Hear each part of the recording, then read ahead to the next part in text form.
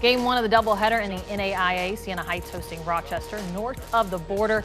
Bases loaded for Rochester in the top of the second. Brendan DeFlorio sends it to right field for the RBI single as a pair of Warriors tack on 2 runs. Saints looking to respond. Bottom of the inning, it's Adam Wilding finding the gap. Gino Hutchinson and Nick Tiller round the bases.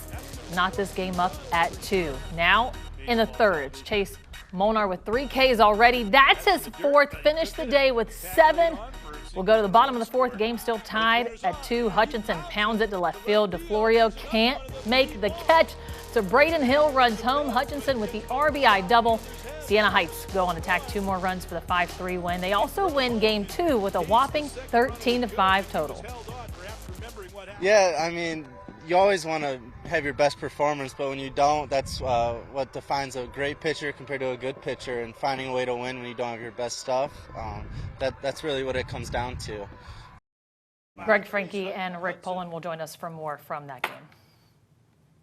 Well, it was a cool day and a really heavy wind going out toward left field, which we saw enter the game with a home run and several long clouts down there to left field. But overall, it was a well-pitched game between Siena Heights and Rochester.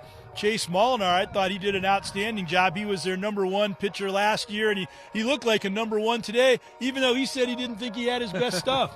Well, if that's not his best stuff, I want to see his good stuff, because he certainly was performing well. He was staying ahead of the hitters and using his defense. He had a couple of quick innings, and when he did get into trouble, he was able to pitch around it. So all in all, it was a great outing for him. It was a rarity in the sense that if you looked at Rochester's lineup, they had a lot of pretty good hitters in the top part of the batting order, but he controlled them very, very well. But it was the ones in the lower part of the order that were causing the issues for him.